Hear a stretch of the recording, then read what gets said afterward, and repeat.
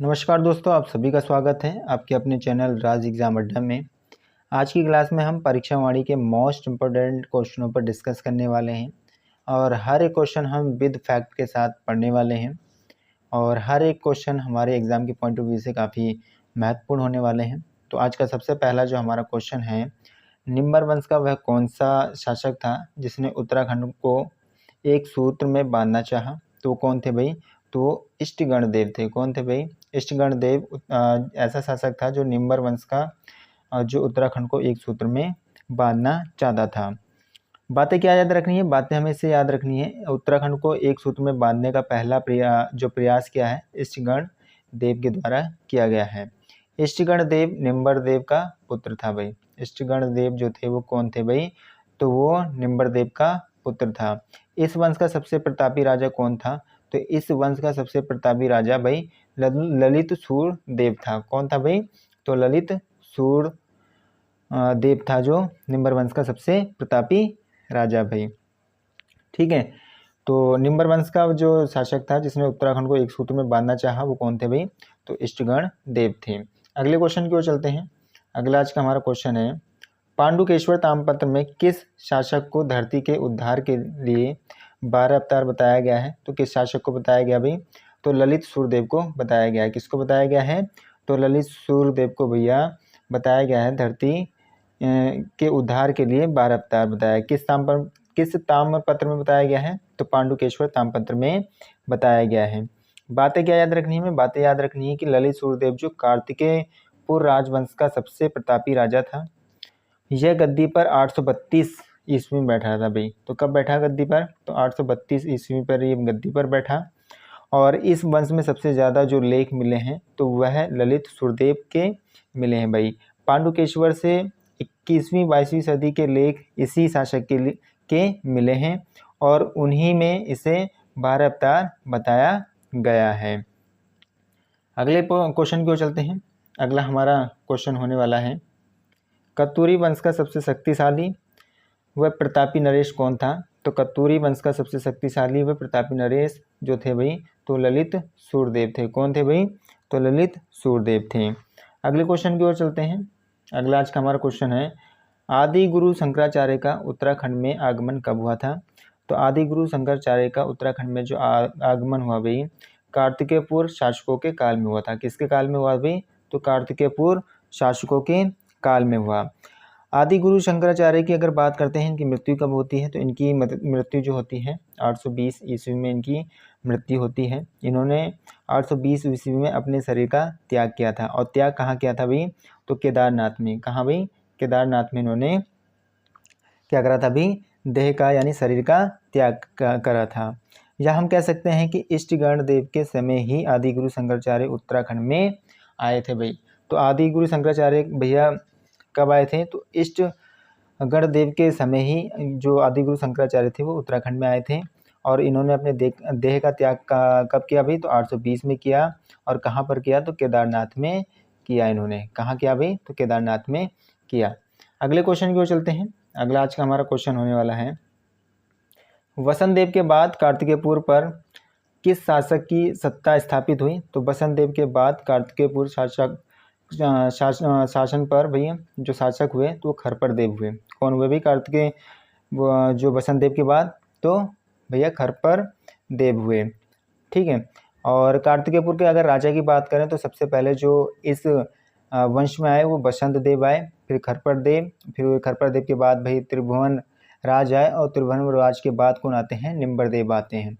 निम्बर देव के बाद उनका पुत्र इष्टगण देव आता है और फिर ललित सूरदेव आते हैं। इस ललित सूरदेव भैया इस वंश का सबसे प्रतापी राजा होता है भाई। तो वसंत देव के बाद कार्तिकेयपुर पर किस शासक की सत्ता स्थापित हुई? तो खरपर देव की सत्ता स्थापित हुई। अगले क्वेश्चन की ओर चलते हैं। निम्बर देव किस मत का अनुयायी था? तो निम्बर देव जो भैया शैव मत का क्या था भाई? अनुयायी था। किस मत का अनुयायी था भाई? तो शैव मत का अनुयायी था। अगले क्वेश्चन की ओर चलते हैं। अगला हमारा क्वेश्चन होने वाला है, जागेश्वर में किस शासक ने नवदुर्गा, महिषमर्दिनी, लकुलिश तथा नटराज आदि मंदिरों का निर्माण करवाया था? तो किसके द्वारा करवाया गया था भाई? तो जागेश्वर के अंदर तो इष्टगण देव के द्वारा करवाया गया था। किसके द्वारा करवाया गया था भाई? तो इष्ट गणदेव के द्वारा करवाया गया था। आदि शंकराचार्य किन शासकों के कार्यकाल में उत्तराखंड में आए थे? तो आदि शंकराचार्य जो आए थे भाई इष्ट गणदेव के ही शासन काल में आए थे। इष्ट गणदेव भाई किस वंश से संबंधित हैं? तो कार्तिकेय पूर्व वंश से इनका संबंध है भाई। कार्तिकेय पूर्व वंश से भैया इष्ट गणदेव का संबंध है। ठीक है, अगले क्वेश्चन की ओर चलते हैं। अगला क्वेश्चन है बैजनाथ मंदिरों का निर्माण भैया कराया था, किसने कराया था बैजनाथ मंदिरों का निर्माण? तो भूदेव के द्वारा बैजनाथ मंदिर का भैया क्या करा गया है? निर्माण कराया गया है। यानी बैजनाथ मंदिर का भैया निर्माण किसके द्वारा कराया जाता है? तो भूदेव के द्वारा कराया जाता है। भूदेव ललित सूर्यदेव के पुत्र का नाम है। बौद्ध धर्म का विरोध भूदेव के द्वारा किया गया था। सीधा सीधा क्वेश्चन ये बनेगा कि भैया ऐसा कौन सा शासक है जिसने बौद्ध धर्म का विरोध किया है? तो भैया भूदेव के द्वारा किया गया है। और बैजनाथ के मंदिर के निर्माण में भूदेव का एक अहम योगदान था। ठीक है, अगले क्वेश्चन की ओर चलेंगे। अगला आज का हमारा क्वेश्चन है कार्तिकेयपुर राजाओं की राजभाषा क्या थी? तो कार्तिकेयपुर राजाओं की राजभाषा भैया जो थी वो संस्कृत थी। क्या थी भाई? संस्कृत। लोक भाषा क्या थी? तो लोक भाषा हमारी पाली थी। लोक भाषा क्या थी भाई? पाली। और लिपि क्या थी भाई? तो कुटिला। कौन सी लिपि थी भाई? तो कुटिला लिपि थी भैया किनके? कार्तिकेयपुर राजाओं की। ठीक है, राजभाषा संस्कृत, लोक भाषा पाली और लिपि कुटिला का ये प्रयोग करते थे। कौन भाई? कार्तिकेयपुर के राजाओं के द्वारा भैया जो लिपि थी वही कुटिला का प्रयोग किया जाता था। अगले क्वेश्चन की ओर चलते हैं। अगला आज का हमारा क्वेश्चन है कार्तिकेयपुर राजवंश के प्रथम परिवार का प्रथम राजा कौन था भाई? तो कार्तिकेयपुर राजवंश के प्रथम परिवार का प्रथम राजा वसंत देव था। कौन था भाई? तो वसंत देव था। वसंत देव भैया कार्तिकेयपुर राजवंश का संस्थापक भी है। ठीक है, कार्तिकेयपुर राजवंश को उत्तराखंड का पहला ऐतिहासिक राजवंश माना जाता है। तो क्वेश्चन सीधा सीधा यहाँ से बनेगा कि उत्तराखंड का पहला ऐतिहासिक राजवंश भाई किसको माना जाता है? तो कार्तिकेयपुर राजवंश को उत्तराखंड का पहला ऐतिहासिक राजवंश माना जाता है। नरसिंह मंदिर का निर्माण भैया किसके द्वारा कराया गया? तो नरसिंह मंदिर का निर्माण भी वसंत देव के द्वारा कराया गया था। किसके द्वारा कराया गया था? तो वसंत देव के द्वारा कराया गया था। और कहाँ पर कराया गया था भाई? तो जोशीमठ में कराया गया था। तो भैया इस क्वेश्चन का आंसर क्या हो जाएगा? तो कार्तिकेयपुर राजवंश के प्रथम परिवार का प्रथम राजा कौन था? तो वसंत देव थे, जो कि कार्तिकेयपुर राजवंश के संस्थापक भी हुए हैं। अगले क्वेश्चन की ओर चलते हैं। अगला क्वेश्चन है खरपर देव के बाद कार्तिकेयपुर राजवंश में किस वंश की सत्ता स्थापित हुई? तो निम्बर वंश की सत्ता स्थापित होती है भाई किसके बाद? खरपर देव के बाद। कार्तिकेयपुर वंश में 3 परिवारों ने शासन किया था, जिनमें सबसे पहला परिवार जो आता है वसंत देव का परिवार आता है। और जिसका भैया संस्थापक कौन होता है? तो वसंत देव इसके संस्थापक होते हैं। दूसरा परिवार जो आता है वो निम्बर परिवार आता है, और जिसके संस्थापक कौन होते हैं? तो निम्बर देव भाई इसके निम्बर परिवार के संस्थापक होते हैं। तीसरा जो कार्तिकेयपुर में जो परिवार आता है स्वर्णोदित्य राजवंश का परिवार आता है। ठीक है, तो खरपर देव के बाद भाई कार्तिकेयपुर में किस वंश की सत्ता स्थापित होती है? तो निम्बर वंश की सत्ता स्थापित होती है। अगले क्वेश्चन की ओर चलते हैं। अगला आज का हमारा क्वेश्चन है कुमायूं पर कत्यूरियों के बाद किसके नेतृत्व में चंद वंश की सत्ता स्थापित हुई? तो भैया किसके नेतृत्व में हुई? तो सोमचंद के। ठीक है, कुमायूं पर कत्यूरियों के बाद किसके नेतृत्व में चंद वंश की सत्ता स्थापित होती है? तो सोमचंद के द्वारा भैया क्या होती है भाई? सत्ता स्थापित होती है। सोमचंद भैया चंद वंश का कौन होता है? सोमचंद भाई चंद वंश का संस्थापक होता है। बद्रीदत्त पांडे के अनुसार भैया चंद वंश की स्थापना जो बताई गई है वो कब बताई गई है? तो 700 ईस्वी में बताई गई है। और अजय रावत के अनुसार भैया 1025 ईस्वी बताई गई है। और एटकिंसन के द्वारा 953 कौन सी भैया? 953 ईस्वी माना गया है। ठीक है, जो मोस्ट हैं जिनको बार बार एग्जाम में माने गए हैं वो बद्रीदत्त पांडे और अजय रावत के। ठीक है, अजय रावत के अनुसार जो है भैया 1025 है, और बद्रीदत्त पांडे के अनुसार 700 ईस्वी में भैया चंद वंश की क्या होती है? स्थापना होती है। यह देखने को हमें मिलते हैं। ठीक है, सोमचंद किसका उपासक था? तो सोमचंद भगवान शिव का उपासक था भाई। ठीक है, सोमचंद भैया किसका उपासक था? तो सोमचंद भगवान शिव का उपासक था, जो कहाँ से आया था भाई, तो झूसी प्रयागराज से आया था। इसी के द्वारा चंपावत को राजधानी बनाया गया था। भैया सोमचंद के द्वारा जो है चंद्रवंश की जो राजधानी बनाई गई थी वो क्या बनाई गई थी, चंपावत को बनाई गई थी। और वहाँ पर राजगंगा किले का निर्माण भी किसने करवाया, सोमचंद के द्वारा करवाया गया था। ठीक है, चंपावत में राजगंगा किले का निर्माण सोमचंद के द्वारा कराया जाता है। सोमचंद ने भैया 4 किलेदार नियुक्त किए हैं। वो 4 किलेदार कौन कौन से हैं भाई, कारगी, बोरगा, तड़ागी और चौधरी। ठीक है, ये 4 भैया क्या करें, इन्हें किलेदार नियुक्त किए हैं। और ये भैया कहाँ से आए थे, तो ये नेपाल के थे भाई। ठीक है, और इन्हीं को क्या कहा गया, इन्हीं को चराल कहा गया था। ठीक है, इन्हीं को क्या कहा गया था भाई, तो चराल कहा गया था। तो कुमायूं पर कतिरों के बाद किसके नेतृत्व में चंद्रवंश की सत्ता स्थापित हुई, तो सोमचंद के नेतृत्व में। ठीक है, अगले क्वेश्चन की ओर चलते हैं। अगला आज का हमारा क्वेश्चन है, चंद्रवंश के किस शासक ने रेशम व रेशम वस्त्र का उत्पादन शुरू किया था भाई, यह शुरू करवाया, तो इंद्रचंद के द्वारा। किसके द्वारा भाई, इंद्रचंद के द्वारा, जो चंद्रवंश का भैया चौथा शासक था। कितने नंबर का शासक था भाई, तो ये चौथा शासक था। कुमायूं में रेशम के कारखाने इंद्रचंद के द्वारा लगाए गए थे। रेशम के कारीगरों का पटुआ कहा जाता था। और पटरंग वाली प्रथा का संबंध भी रेशम उत्पादन से है। और ऐसा माना जाता है कि जितना इस प्रथा में झूठ बोला जाएगा उतना ही रेशम अच्छा बनेगा भाई। ठीक है, तो चंद्रवंश के किस शासक ने रेशम व रेशम वस्त्र का उत्पादन शुरू करवाया था, तो किसके द्वारा करवाया गया था भाई, तो इंद्रचंद के द्वारा करवाया गया था। अगले क्वेश्चन की ओर चलते हैं। अगला आज का हमारा क्वेश्चन होने वाला है, 10वीं शताब्दी के अंतिम चरण से 1562 ईस्वी तक चंदों की राजधानी रही भाई। कहाँ पर रही, तो 10वीं शताब्दी के अंतिम चरण से 1562 ईस्वी तक चंदों की राजधानी चंपावत रही। कहाँ रही भाई, चंपावत रही। बाद में चंपावत से राजधानी कहाँ ले जाते हैं, तो अल्मोड़ा लेकर जाते हैं। कहाँ लेकर जाते हैं भाई, तो अल्मोड़ा लेकर गए। और किसके द्वारा, भीष्मचंद के द्वारा, जिसने घोषणा की थी। भीष्म ने भैया घोषणा की कि अब राजधानी क्या होगी, अल्मोड़ा में होगी। लेकिन बनाया किसके द्वारा गया था, तो बालो कल्याण चंद के द्वारा बनाया गया था। और कब बनाया गया था अल्मोड़ा राजधानी, तो 1563 में बनाया गया था। शुरुआत में चंपावत के आसपास के इलाकों को ही क्या कहा जाता था भाई, तो कुमायूं कहा जाता था। ठीक है, चंपावत के जो आसपास के इलाके होते थे उनको शुरुआत में क्या कहा जाता था, तो कुमायूं कहा जाता था। तो 10वीं शताब्दी के अंतिम चरण से 1562 ईस्वी तक चंदों की राजधानी भैया कहाँ रही, तो चंपावत में रही थी। अगले क्वेश्चन की ओर चलते हैं। अगला आज का हमारा क्वेश्चन होने वाला है, नेपाली चल नामान शासकों पर आक्रमण व परास्त कर उनकी अधीनता से कुमायूं को मुक्त करवाया था भाई। किसने, तो भारती चंद के द्वारा कराया गया था मुक्त। ठीक है, किसके द्वारा कराया गया था, तो भारती चंद के द्वारा कराया गया था। भारती चंद के अगर शासनकाल की बात करें तो 1437 से लेकर, कब से भाई, 1437 से लेकर और कब तक भाई, 1450 तक भी हमें कहीं कहीं देखने को मिलता है।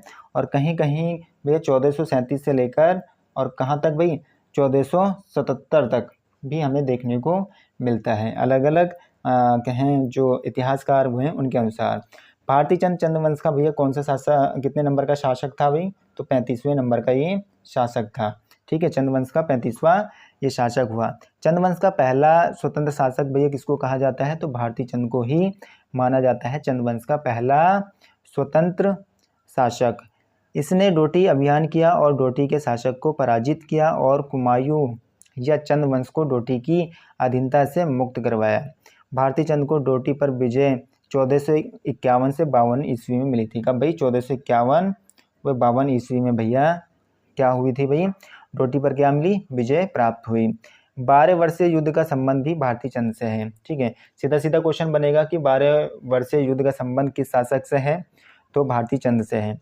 समस्त जातियों की एक विशाल सेना का निर्माण करने वाला शासक कौन था भाई, तो वो भारती चंद था। भारती चंद ने जो विभिन्न जातियां थीं उन लोगों को इकट्ठा करा और क्या बनाया, एक विशाल सेना बनाया। तो सीधा सीधा क्वेश्चन यहाँ से ये बनता है कि चंद शासन काल में समस्त जातियों की एक विशाल सेना का निर्माण करने वाला शासक कौन था, तो भारती चंद था। डोटी अभियान के लिए के तहत भैया नायक जाति की उत्पत्ति हुई थी।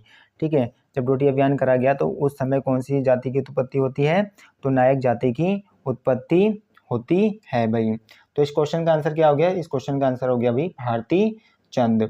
ठीक है, ये फैक्ट हमें याद रखने हैं, एग्जाम के पॉइंट ऑफ व्यू से काफ़ी मोस्ट फैक्ट होने वाले हैं, और हो सके तो इनको नोट डाउन भी आप कर लें। अगले क्वेश्चन की ओर चलते हैं। अगला आज का हमारा क्वेश्चन होने वाला है, दिल्ली के सुल्तान फिरोज शाह तुगलक ने किस चंद राजा को गरुड़ की उपाधि दी थी भाई, तो किनको दी थी भाई, दिल्ली के सुल्तान फिरोज शाह तुगलक ने तो ज्ञानचंद प्रथम को भाई। ठीक है, चंद वंश में 2 ज्ञानचंद हुए, तो ज्ञानचंद प्रथम को भैया फिरोज शाह तुगलक के द्वारा गरुड़ की उपाधि दी गई थी। किसके द्वारा, तो फिरोज शाह तुगलक के द्वारा, जो दिल्ली के कौन थे भाई, तो सुल्तान थे। ज्ञानचंद अगर प्रथम की बात करें तो ये चंद्रवंश के कितने नंबर के शासक थे, तो 29वें शासक थे। इनके शासनकाल की बात करें तो इनका शासनकाल भाई 1365 से लेकर कब तक रहा इनका, 1365 से लेकर 1400 कब तक भाई, 1420 तक रहता है। ठीक है, ज्ञानचंद का शासनकाल 1365 से लेकर 1420 तक रहता है, और ये चंद्रवंश के 29वें शासक हुए। ठीक है, और भैया गोबास ताम्रपत्र का संबंध भी किससे है, तो ज्ञानचंद प्रथम से ही गोबास ताम्रपत्र का संबंध है। ज्ञानचंद प्रथम चंद शासक था जो दिल्ली दरबार गया था। इसी के समय दिल्ली का सुल्तान फिरोज शाह तुगलक ने भैया क्या करी थी भाई, मुलाकात की थी। ठीक है, अगले क्वेश्चन की ओर चलते हैं। अगला आज का हमारा क्वेश्चन होने वाला है, अगले क्वेश्चन को देखेंगे। अगला क्वेश्चन है, नेपाल के शासक अशोक चल ने आक्रमण कर कुमायूं को अपने अधीन कब किया था भाई, तो नेपाल के शासक अशोक चल ने भैया आक्रमण कर जब कुमायूं को अधीन अपने किया था कब, 1191 ईस्वी में। कब करा था भाई, तो 1191 ईस्वी में किया था। ठीक है, किन्होंने, नेपाल के शासक अशोक चल ने। ठीक है, आक्रमण कर कुमायूं पर भैया कब अधिकार किया था, तो 1191 ईस्वी में किया था भाई। ठीक है, तो ये भी हमें बात याद रखनी है। अगले क्वेश्चन की ओर चलते हैं। अगला आज का हमारा क्वेश्चन होने वाला है, अगर अगले क्वेश्चन को हम देखेंगे। अगला भी, कुमायूं के इतिहास में किस चंद राजा के पवाड़े विशेष प्रसिद्ध हैं, तो कुमायूं के इतिहास में भैया भारती चंद के, किसके भाई, भारती चंद के पवाड़े विशेष प्रसिद्ध हैं। भारती चंद का शासनकाल 1437 से 1477 तक देखने को मिलता है। भारती चंद के पवाड़े कुमायूं के इतिहास में प्रसिद्ध हैं। अगले क्वेश्चन को देखेंगे। अगला क्वेश्चन हमें, मझेड़ा ताम्रपत्र में किसे श्री राज विजय ब्रह्मा कहा गया है, तो मझेड़ा ताम्रपत्र में भैया श्री राज विजय ब्रह्मा ज्ञानचंद प्रथम को कहा गया है। किसको कहा गया भाई, तो ज्ञानचंद प्रथम को कहा गया है, जिनका शासनकाल 1365 से लेकर 1420 तक होता है। ज्ञानचंद के सेनापति का नाम क्या है भाई, तो नीलू कठायत ज्ञानचंद के सेनापति का नाम है। ज्ञानचंद भैया किसके उपासक थे, तो ज्ञानचंद भैया विष्णु के उपासक थे। मझेड़ा ताम्रपत्र भैया कहाँ से मिला था, तो मझेड़ा ताम्रपत्र पिथौरागढ़ से मिला था। कहाँ से मिला था भाई, तो मझेड़ा ताम्रपत्र पिथौरागढ़ से प्राप्त हुआ था। अगले क्वेश्चन की ओर चलते हैं। अगला आज का हमारा क्वेश्चन होने वाला है, अकबर का समकालीन चंद राजा कौन था, तो अकबर का भैया समकालीन चंद राजा रुद्रचंद था। कौन था भाई, तो रुद्रचंद था। रुद्रचंद का शासनकाल कब से कब तक रहा, तो रुद्रचंद का जो शासनकाल हमें देखने को मिलता है 1565 से लेकर 1597 तक। कब तक भाई, 1565 से लेकर 1597 तक रुद्रचंद का शासनकाल हमें देखने को मिलता है। अकबर के अगर शासनकाल की बात करें तो 1556 से लेकर 1605 तक अकबर का शासनकाल हमें देखने को मिलता है।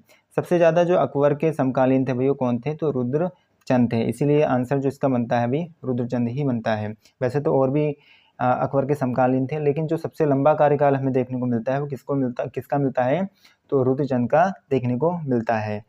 रुद्रचंद ने मुगलों की अधीनता भैया 1887 में स्वीकार करता है। कब स्वीकार करता है रुद्रचंद मुगलों की अधीनता, 1887 में स्वीकार करता है, और अकबर से इसकी मुलाकात लाहौर में 1588 में हुई थी भाई।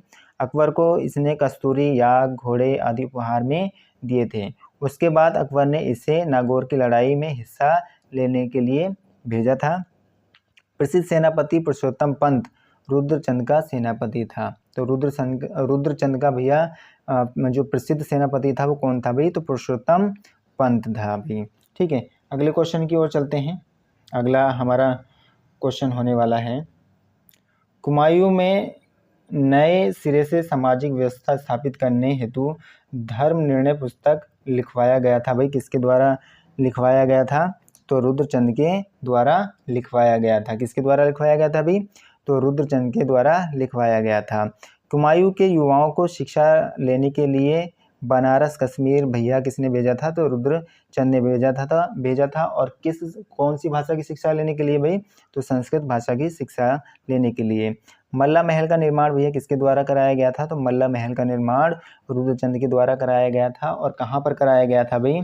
तो अल्मोड़ा के अंदर कराया गया था। ठीक है, अगले क्वेश्चन की ओर चलते हैं। अगला क्वेश्चन हमारा होने वाला है, किस चंद शासक ने कैलाश मानसरोवर यात्रा के लिए 1673 में गूंठ भूमिदान दी थी? तो किस शासक के द्वारा दी गई थी? तो बाज बहादुर चंद के द्वारा। बाज बहादुर चंद के द्वारा भैया कैलाश मानसरोवर यात्रा के लिए 1673 में भैया गूंठ भूमिदान दी गई थी। अगले क्वेश्चन की ओर चलते हैं। अगला आज का हमारा क्वेश्चन है, चंद काल में भू राजस्व की दर क्या थी? तो चंद काल में भू राजस्व की दर उपज का 6वां भाग था भैया। क्या था भाई? उपज का 6वां भाग था। चंद राजाओं का राज्य चिन्ह क्या था भाई? तो चंद राजाओं का राज्य चिन्ह गाय था। क्या था भाई? तो गाय था। ठीक है, अगले क्वेश्चन की ओर चलते हैं। अगला आज का हमारा क्वेश्चन होने वाला है, किस वीरांगना ने गढ़वाली सैनिकों के साथ मिलकर बाज बहादुर चंद की सेना को हराया था? तो किसने हराया था भाई? तो तीलू रतौली के द्वारा हराया गया था। ठीक है, गढ़वाली सैनिकों के साथ मिलकर बाज बहादुर चंद की सेना को हराया था किसने भाई? तो तीलू रतौली के द्वारा। ठीक है, तीलू रतौली की घोड़ी का नाम क्या था? तो बिंदुली था। गढ़वाल की झांसी की रानी किसको कहा जाता है? तो तीलू रतौली को कहा जाता है। और तीलू रतौली का जन्म कब होता है भाई? तो 8 अगस्त 1661 में। कब भाई? 8 अगस्त 1661 में तीलू रतौली का जन्म होता है। और कहाँ पर होता है भाई? पौड़ी के गुराल में। कहाँ पर भाई? पौड़ी के गुराल में होता है।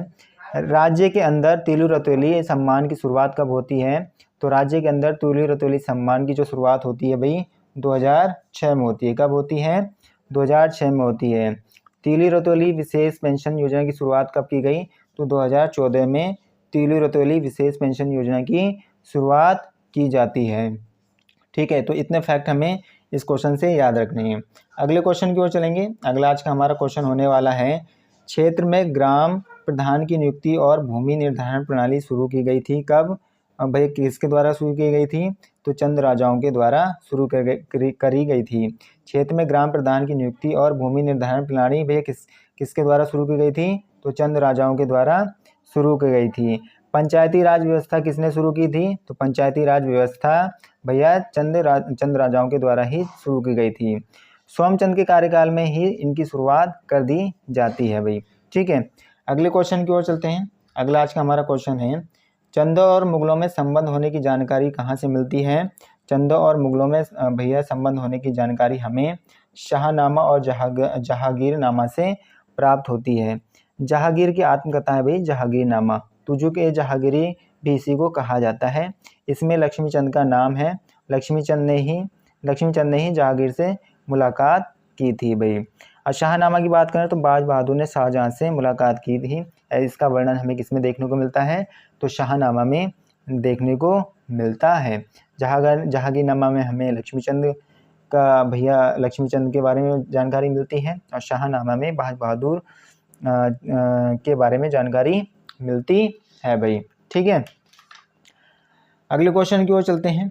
अगला आज का हमारा क्वेश्चन होने वाला है, नायक समाज सुधार हेतु किस वर्ष नायक बालिका रक्षा कानून पारित किया गया था? तो नायक समाज सुधार हेतु भैया जो नायक बालिका रक्षा कानून जो पारित किया गया था 1929 में पारित किया गया था। नायक जाति की उत्पत्ति का जो कारण है चंद सैनिक माने जाते हैं। नायक जाति के सुधार के लिए अलग अलग प्रयास कुमायूं परिषद के द्वारा किए गए हैं। कुमायूं परिषद ने नायक सुधार समिति का गठन भैया कब किया था? तो 1919 में किया था। कब किया था भाई? तो 1919 में किया था भाई। कुमायूं परिषद द्वारा नायक सुधार सभा का आयोजन कब होता है? तो कुमायूं परिषद द्वारा नायक सुधार सभा का आयोजन का जो होता है भाई कब होता है? 1925 में होता है। कब होता है भाई? 1925 में होता है। अंग्रेजों ने नायक सुधार समिति भैया कब बनाई थी? तो 1924 में बनाई थी। और 1928 में नायक सुधार अधिनियम भी लेकर आए थे ये अंग्रेज लोग। 1929 में नायक बालिका रक्षा कानून यहाँ पर पारित किया गया था, किसके द्वारा? तो अंग्रेजों के द्वारा ही पारित किया गया था। तो इस क्वेश्चन से इतने फैक्ट हमें याद रखने हैं। अगले क्वेश्चन की ओर चलेंगे। अगला आज का हमारा क्वेश्चन होने वाला है, उत्तराखंड में होम रूल लीग की स्थापना कब की गई थी? तो उत्तराखंड में होम रूल लीग की स्थापना 1914 में की गई थी। कब की गई थी भाई? तो 1914 में की गई थी। और कहाँ पर की गई थी? तो अल्मोड़ा के अंदर की गई थी। देहरादून में होम रूल की स्थापना या शाखा भैया किसके द्वारा स्थापित की जाती है? तो स्वामी विचारानंद सरस्वती के द्वारा स्थापित की जाती है। और कब की जाती है? 1918 में भैया देहरादून के अंदर की जाती है। ठीक है। देश में होम रूल की स्थापना कब हुई? तो देश में होम रूल यानी पूरे देश में भैया होम रूल की स्थापना कब की जाती है? तो 1916 में की जाती है। ठीक है।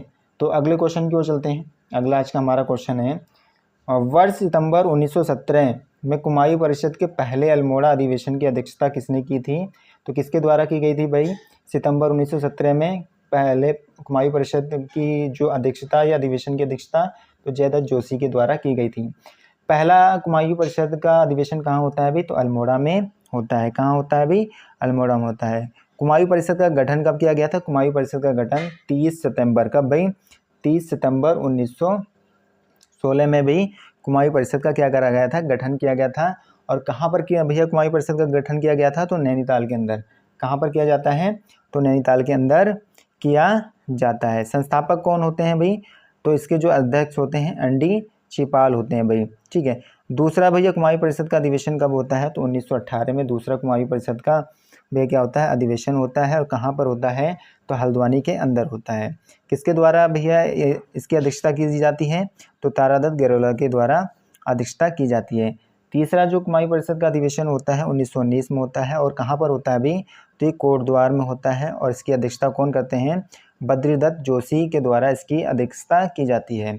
गढ़वाल में होने वाला पहला अधिवेशन ये कुमायूं का था। ठीक है। हिंद और इसकी जो विशेषता थी वो हिंदू और मुस्लिम का प्रतीक था भैया। जो थर्ड अधिवेशन हुआ ये किसका प्रतीक था? तो हिंदू और मुस्लिम का प्रतीक था।